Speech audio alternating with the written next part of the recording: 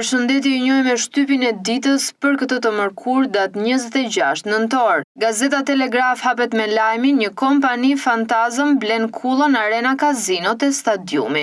Profesor Recep Qosja, Skënderbeu dhe rilindja kombëtare.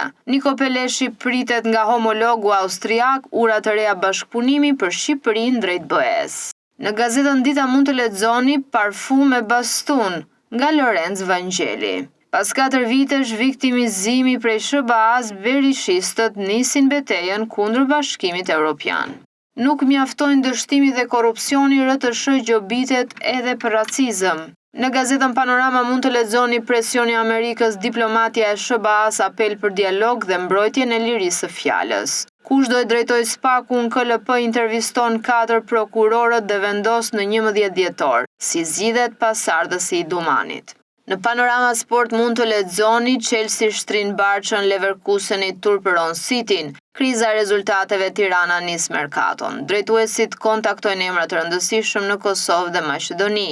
Ikën Pollozhani, Abilaliaj merr frenat e flamurtarit. Beqaj, Dinamo për trofe. Askush s'na ka vënë në vështirësi.